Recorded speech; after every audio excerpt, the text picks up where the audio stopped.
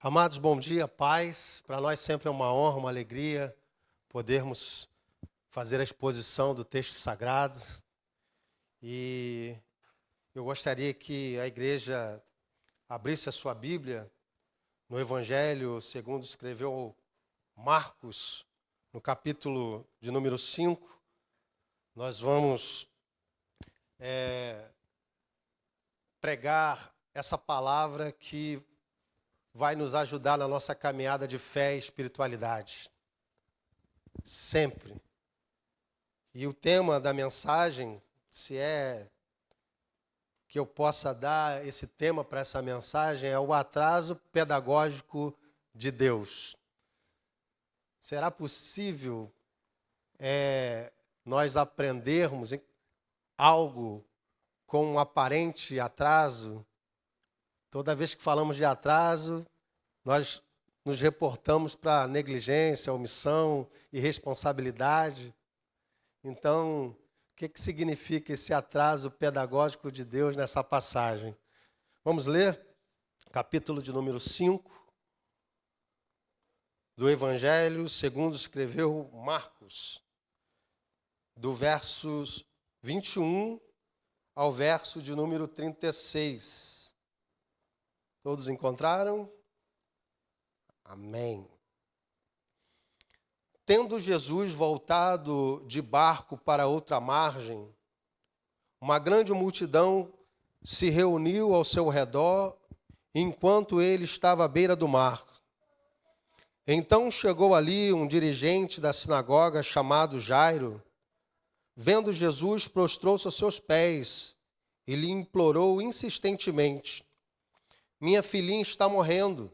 Vem, por favor, e impõe as mãos sobre ela, para que ela seja curada e que viva.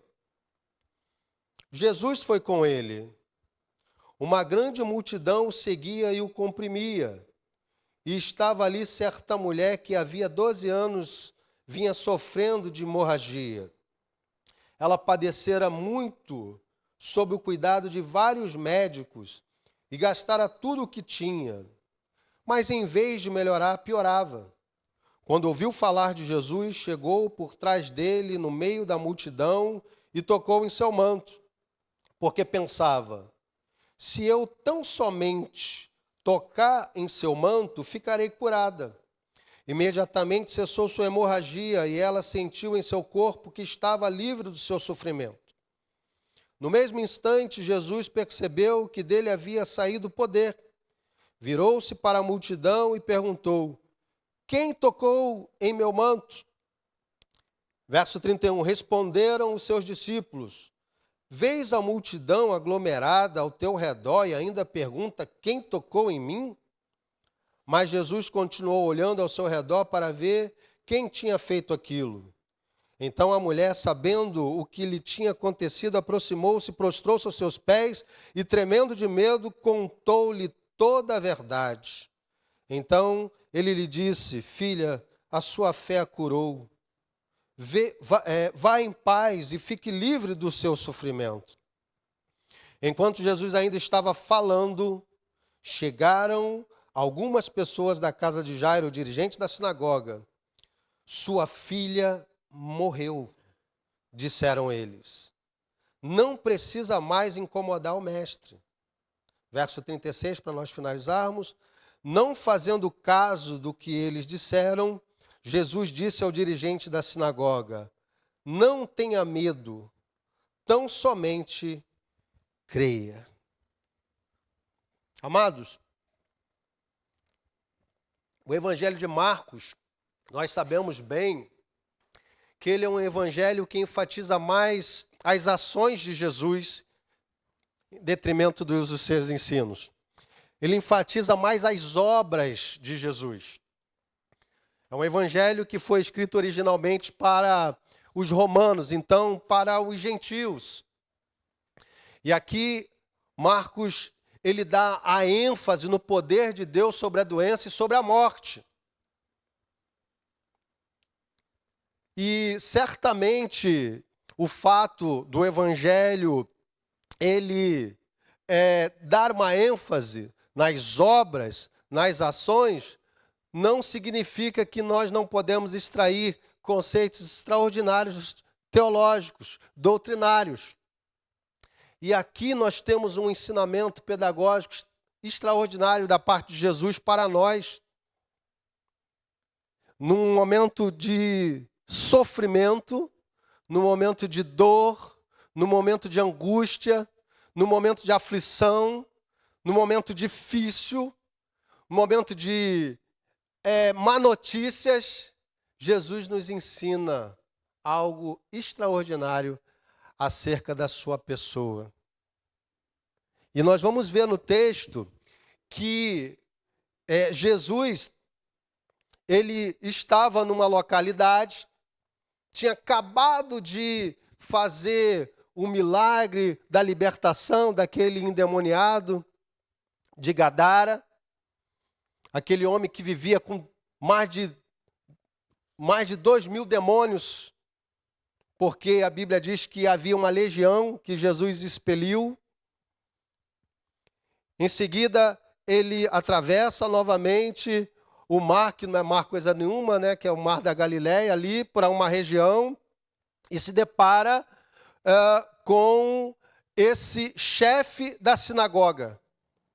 Algumas traduções vão dizer que ele era principal da sinagoga. E esse homem era um homem importante. Nós sabemos que um chefe da sinagoga tinha responsabilidades não somente religiosas, mas também sociais. Ele tinha um certo conceito, ele tinha autoridade, ele era conhecido pela comunidade ali. Ele era bem-sucedido. No entanto, ele estava com a filhinha quase à morte. Estava com uma doença fatal. A filhinha estava para morrer. E ele vai ao encontro de Jesus e pede Jesus para ir com ele até a sua casa. Eu fico me perguntando o desespero deste homem para que Jesus chegasse a tempo para que a sua filha, e esse texto também é citado por Lucas e Mateus, e Lucas, ele descreve que era filha única, e ela tinha cerca de 12 anos. Marcos afirma que ela tinha 12 anos. O mesmo tempo que essa menina tinha de vida, era o tempo que aquela mulher sofria com esse mal, com essa doença, que ela não encontrava cura, nem na medicina, nem na ciência. Ela sofria tanto com a doença quanto com o tratamento. Despendia todos os seus recursos. E nada resolvia. Nós lemos o texto. Não melhorava, pelo contrário, ela piorava. Mas aquele homem chega para Jesus, pede para que ele vá até a casa dele. E Jesus falou, vamos. E aí é que começa o ensino de Jesus para nós.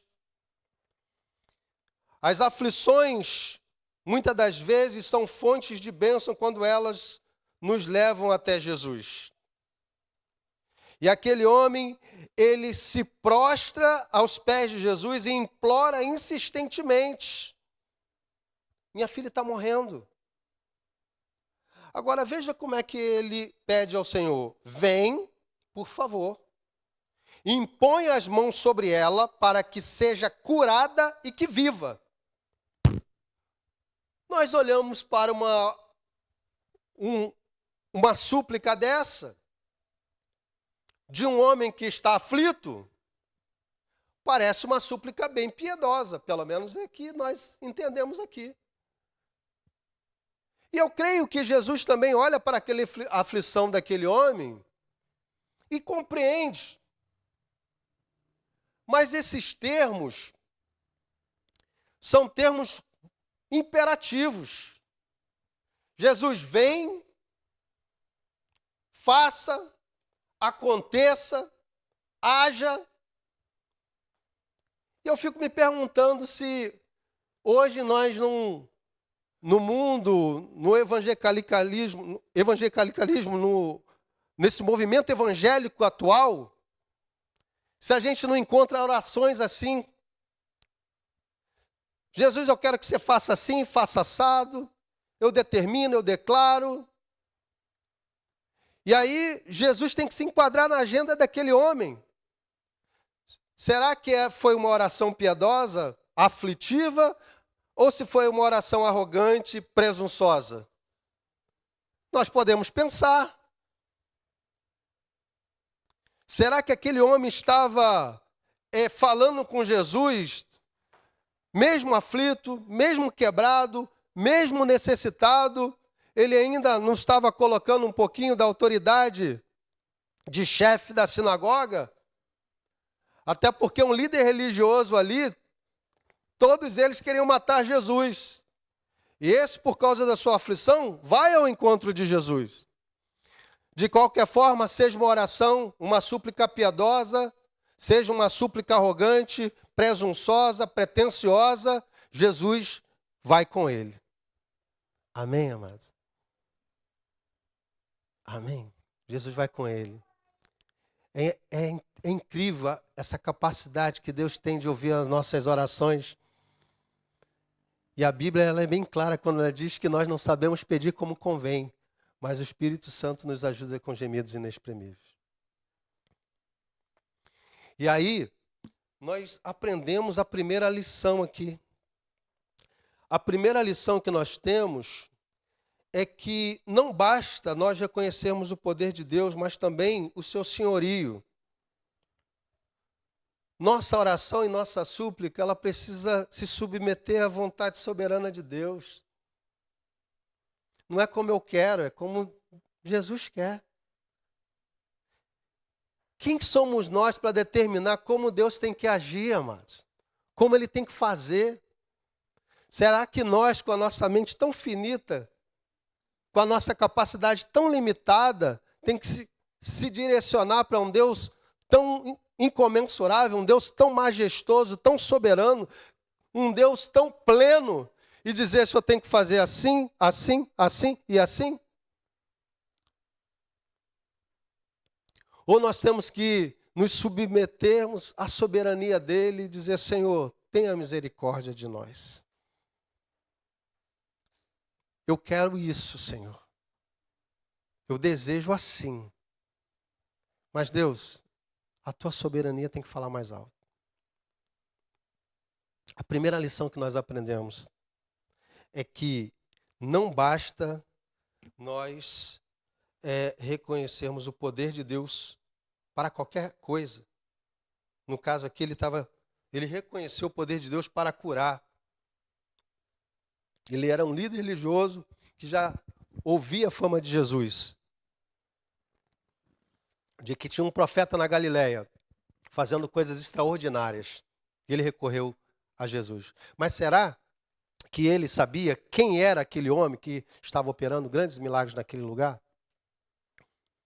A nossa fé, amados, em Cristo, vai além de receber uma dádiva dele.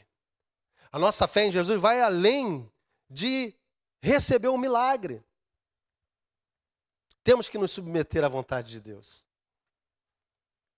E nós vimos no texto que não foi exatamente como ele pensou que seria. Olha como ele chega para Jesus, eu quero repetir para enfatizar. Ele prostra-se, ele implora insistentemente, ele diz o problema que está ocorrendo, mas ele diz, vem, por favor, impõe as suas mãos sobre ela para que seja curada e que viva. E se a filha tivesse morrido? Foi o que aconteceu, ela morreu. E aí, como é que fica a sua fé? E agora, chefe da sinagoga, como é que fica a sua fé? Você disse para Deus fazer dessa maneira e ela morre. Imagine, amados. Será que a fé daquele homem ia se sustentar vendo a filha dele morrendo? E Jesus, ao invés de sair correndo apressadamente ao encontro dela no seu lar, ele para atender uma mulher no meio da multidão que era anônima, que nem a Bíblia cita o seu nome, ela de uma certa mulher. Uma mulher que, diferentemente de Jairo, estava à margem totalmente da sociedade. Era uma mulher que vivia repudiada no sentido de não poder participar da vida religiosa da comunidade, não podia estar perto de ninguém, ela era considerada impura, ela era considerada alguém que, se alguém chegasse perto dela, se contaminaria. E ela teve que ir escondida no meio da multidão. E Jesus não se deixa apressar. Jesus, ele não está condicionado à nossa agenda, e ele mostrou isso para Jairo. Eu não sei se você já esteve nessa condição de Jairo. É muito difícil, irmãos. Eu já estive. Quando nós estávamos em Recife, nós dirigimos uma congregação lá em Recife. Estávamos sozinhos lá, nós e Deus e a congregação. A minha filha de 6 meses, estava com 6 meses na época, e ela foi acometida de uma enfermidade. E nós corremos para um lado e por outro, gastamos dinheiro não tínhamos plano de saúde na época, gastamos dinheiro com hospitais particulares, não deu certo. Voltamos lá porque ela continuou com o problema e não tínhamos mais como fazer, porque e agora? Vai fazer o quê? Não tem mais dinheiro para pagar clínica, nada particular. Corremos para um hospital, chegamos lá, não tem como internar. Corremos para outro hospital, não tem vaga. Corremos aqui, não atende. E aí conseguimos uma vaga num hospital de referência de tratamento de doenças infantis. E chegamos lá, ela ficou internada. Primeiro dia, segundo dia, terceiro dia, quarto dia, 10º dia. E nós vimos ali casos complexos, casos terríveis com as crianças.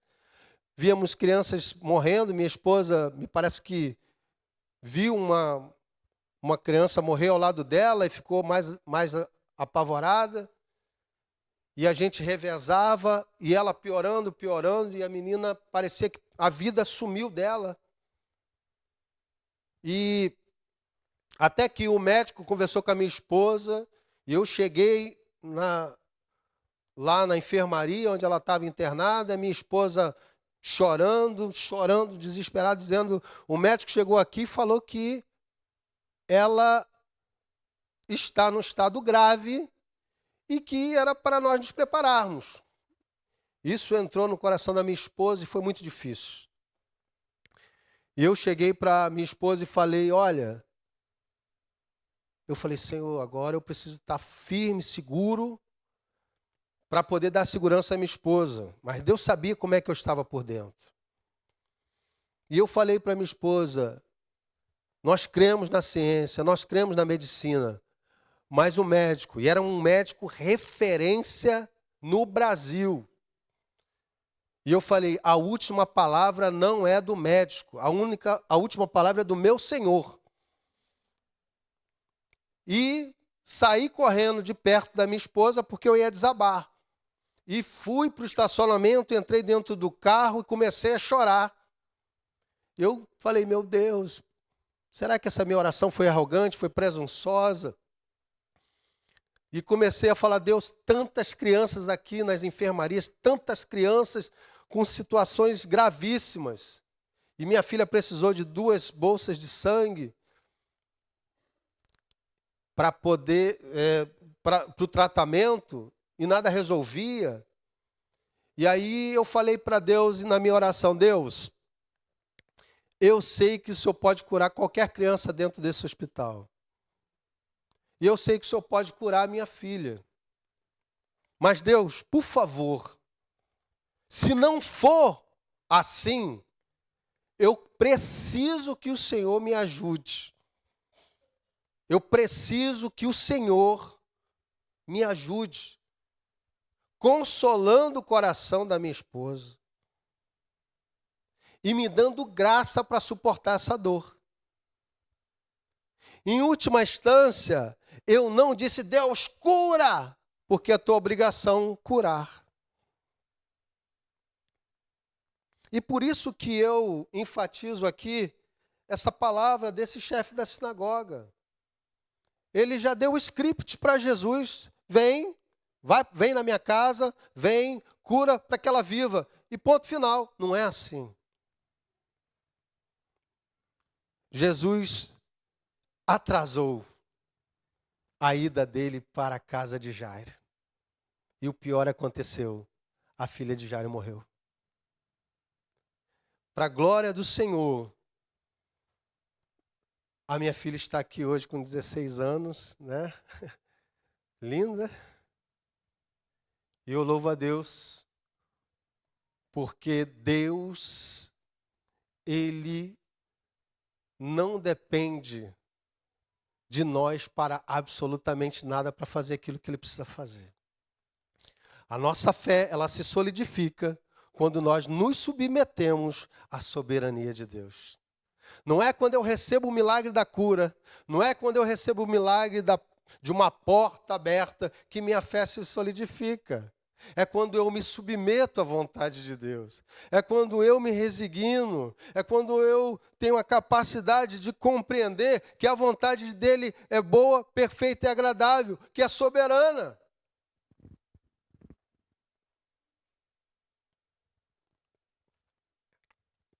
Vamos lembrar de quando é que Jesus mais exaltou a fé de uma pessoa? Foi quando ela recebeu um milagre ou quando ela se submeteu à vontade dele? À soberania dele, à autoridade dele. Lembra daquele centurião de Cafarnaum? Jesus disse que aquele homem, que não tinha nada a ver com os judeus, ele era um centurião. Jesus disse que nunca tinha visto tamanha fé em Israel. Quando aquele homem chegou para Jesus e disse, Senhor, o meu criado está doente. O meu criado está terrivelmente enfermo. Diferentemente do chefe da sinagoga, ele disse, Senhor, eu não sou digno que o Senhor entre debaixo do meu telhado. Mas eu sei que o Senhor tem autoridade. Diga somente uma palavra e meu criado há de sarar. Ele se submeteu à autoridade da palavra de Deus. E Jesus falou, nunca vi tamanha fé em Israel. Aquela mulher cirofenícia, que também tinha filha, que estava enferma. Ela chega para Jesus e Jesus diz para Jesus, Jesus, a minha filha está enferma. E Jesus, olha, não é bom tirar os pães dos filhos e dar aos cachorrinhos. E ela se submete. Ela não murmura. Ela fala, Senhor, mas também os cachorrinhos comem das migalhas dos pães que caem na mesa dos seus senhores. E Jesus falou, nunca vi tamanha fé. Vá lá, sua filha está curada. Ou seja, Jesus exalta a nossa fé quando nós nos submetemos a Ele, não quando nós recebemos algo dEle. Amém, irmão? A nossa fé e a nossa espiritualidade, ela se solidifica quando nós reconhecemos a soberania dEle em nossas vidas. Então, aqui, nós tivemos a primeira lição. A nossa fé em Cristo vai além de receber uma dádiva dEle. Agora, o que causou esse atraso de Jesus para a casa de Jairo foi o que nós falamos. Aquela mulher que sofreu uma doença crônica estava recebendo atenção, em vez da garotinha que sofria uma doença fatal. Jesus opta para parar e conversar com aquela mulher que acabara de ser curada. Jesus podia falar assim, fica aí, que eu estou correndo, que eu preciso resolver outra questão. Jesus para e pergunta, quem me tocou? Porque de mim saiu virtude. E os discípulos, eles Eu fico imaginando Jairo desesperado, pelo amor de Deus. Eu fico imaginando os discípulos também desesperados, as pessoas ao redor de Jairo desesperadas, dizendo: meu pai, o senhor vai parar aqui agora para ver quem tocou o senhor e a menina lá morrendo? E Jesus insiste: quem me tocou? E os discípulos falam óbvio: Senhor, uma grande multidão aqui. E o Senhor pergunta: quem te tocou? Nós que cremos no Senhor, não podemos nos contentar com o óbvio. Jesus disse: quem me tocou, porque de mim saiu virtude. E aquela mulher, ela estava com medo. O texto diz que ela estava trêmula. Ela tinha plena consciência do que ela fez. Ela estava correndo um risco por ter tocado em Jesus. Porque ela era considerada impura por causa da situação que ela se encontrava. E ela vai tocar num rabi? Isso era uma sentença de morte. Ela não queria se mostrar, ela não podia se mostrar. Mas não tem ninguém que toca em Jesus e Jesus não traz essa pessoa para uma vida transparente. E aqui nós vamos ver que para todos que ali estavam, parecia que a conduta de Jesus era uma conduta negligente. Se fosse nos dias atuais, um médico numa sala de emergência tem uma criança morrendo e uma mulher com uma doença que pode ser tratável, o médico dá atenção a essa pessoa e deixa a outra morrer, ele é acusado de quê? Negligência médica. Então, na cabeça dos discípulos, na cabeça de Jairo, Jesus estava atrasado, Jesus estava negligente, Jesus estava omisso. Na cabeça dele, Jesus não era para poder parar ali, porque havia algo mais urgente. Mas, como eu disse, não existe atraso para Jesus. Para ele, é indiferente curar uma dor de cabeça ou ressuscitar um morto. E aqui nós vemos que aqueles discípulos deveriam estar se perguntando: o que ele está fazendo? Será que ainda não entendeu a situação? Ou ele corre agora ou será tarde? Essa menina precisa de ajuda. Mas só que Jesus não se deixa apressar, amados. Enquanto ele permaneceu lá conversando com a mulher, aquilo que Jairo mais temia aconteceu. A menina morreu. Ela morreu. E aí Jesus, ele não está indiferente, amados, às nossas aflições. Ele não estava indiferente às aflições de Jairo. Mas ele precisava ensinar a Jairo o que é se submeter à longanimidade divina. Se submeter à longanimidade de Deus. E o que significa isso, amados? Eu quis trazer o sentido dessa palavra, longanimidade, e eu fui buscar um conceito simples, uma simples pesquisa na rede. E eu perguntei à inteligência artificial o que quer dizer longanimidade na Bíblia.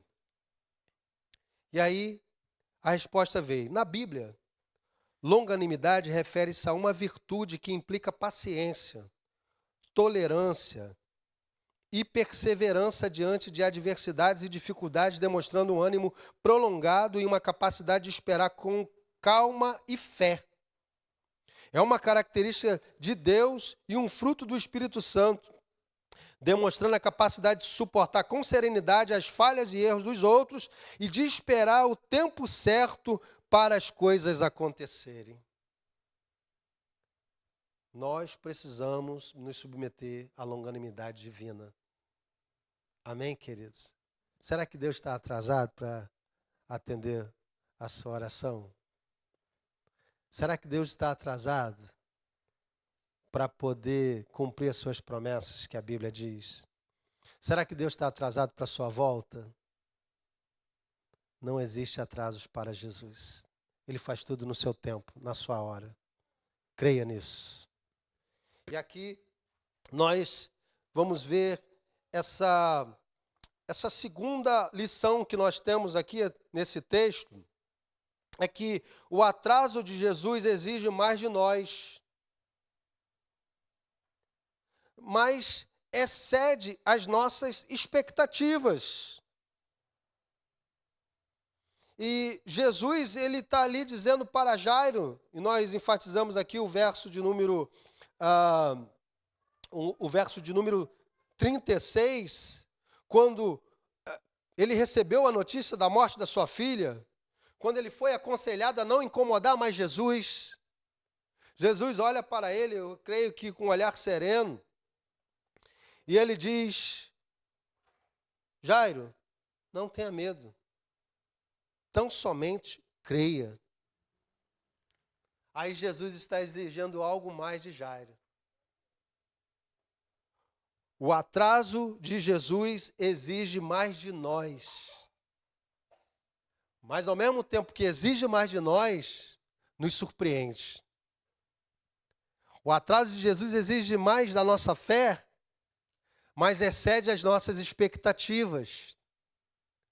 Jairo, ele chegou diante de Jesus com fé para uma cura. Jesus exigiu mais da fé de Jairo e deu a ele uma ressurreição. Amém? Aquela mulher, ela queria apenas tocar em Jesus e ir embora. Ela não queria ser vista. Ela não queria ser descoberta. Ela tinha os seus motivos para isso. O texto diz que ela ouviu falar de Jesus. Outras traduções dizem que ela ouviu a fama de Jesus. Certamente, a percepção que ela tinha de Cristo é que ele era um mágico ou ele era um curandeiro, algo nesse sentido. Mas Jesus não nos chama para uma relação mágica. E ela achou, vou tocar nele, vou ficar curada e vou embora. Jesus não, vem aqui, no meio dessa multidão, se mostra, diz quem você é. E ela, o texto diz que ela contou toda a verdade. E ela deve ter exposto toda a sua angústia, toda a sua aflição, todo o seu histórico naqueles 12 anos de sofrimento. Ela deve ter exposto absolutamente tudo. E ali houve cura. Na medida que ela expôs, na medida que ela confessou, na medida que ela se abriu, Jesus foi e deu a ela o que ela precisava. Nosso relacionamento com Deus não é um relacionamento de receber algo e acabou. É o que acontece muito nas igrejas hoje. A pessoa está aflita, a pessoa está doente, a pessoa está desempregada, as pessoas estão com um problema quase que insolúvel, elas correm para a igreja. E aí, uma solução mágica, recebe a dádiva e acabou. Deus não quer essa relação mágica e utilitária. Ele quer uma relação sólida, onde nós contamos toda a verdade para Ele e temos um relacionamento pessoal e íntimo com o Senhor. Amém, querido? Então, a nossa segunda lição é: o atraso de Jesus exige mais de nós, mas excede as nossas expectativas. Eu trouxe um texto, umas frases do Tim Keller, no seu livro A Cruz do Rei, que ele faz comentário de Marcos. Ele diz: a noção de Deus sobre o tempo certo nos deixa perplexos. Não importa a cultura a que pertencemos, sua graça dificilmente acontece com a agenda que estipulamos. É como se Jesus dissesse: a minha graça e meu amor são compatíveis com atrasos que lhe parecem injustificáveis. Jesus não se deixará apressar. Em geral, nos sentimos exatamente como Jairo, impacientes, por ele estar, entre aspas, atrasando de forma irracional, injustificada e de forma excessiva. Mas Jesus, ele não se atrasa. Amém, amados? Jairo procurou Jesus em busca da cura da sua filha, mas recebeu muito mais. A mulher só queria tocar em Jesus e ir embora. Estou melhor agora e vou sumir daqui. Mas Jesus chama ela para um relacionamento mais íntimo. Jesus chama aquela mulher para um relacionamento pessoal. E é isso que Deus quer de nós. E aí, por fim, nós temos uma última lição, que a nossa relação com Deus não deve ser mágica ou utilitária, mas sim pessoal e íntima. Ou seja, Deus não se atrasa. Deus, ele não se enquadra na nossa agenda. Ele está acima das nossas confusões. Parece que está demorando o cumprimento da promessa de Deus, mas ele tem o controle absoluto da história. Ele tem o controle absoluto da sua vida e da minha vida. Deus não entrará na agenda que nós estipulamos. Ele vai cumprir a agenda dele. Por isso, amados, eu tenho temor e tremor quando eu estou orando a Deus, quando eu estou pedindo as coisas ao Senhor. O primeiro passo é esse: nos submetermos à soberania de Deus e nos enquadrarmos na sua longanimidade. Esse é o primeiro ponto. Sabe por quê? Quem é o maior interessado em ver e nos ver abençoados? Quem é o maior interessado em nos ver felizes? Quem é o maior interessado em ver a nossa vida testemunhando que Ele é o Senhor, que Ele é o Salvador?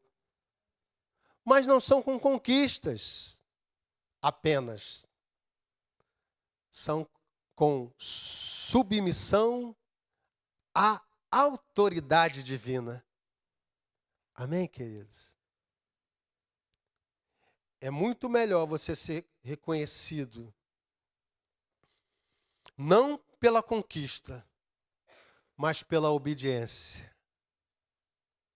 É muito melhor você ser reconhecido não por ser relevante, mas por ser santo. E aí nós encerramos perguntando: será que neste momento Deus está atrasando alguma coisa em sua vida? Você está pronto para desistir desse momento? Está impaciente com Deus? Pode ser que exista algum fator crucial que você ignora. A resposta de Jesus para a sua vida é a mesma que ele deu para Jairo. Não temas. Crer somente. Amém, amados? Você crê nisso? Louvado seja o nome do Senhor. Cuidado com a nossa oração piedosa como a de Jairo. Ele implorou insistentemente, ele se prostrou, e ele diz: venha, faça, cure, porque eu quero que ela viva. É uma oração piedosa, desesperada.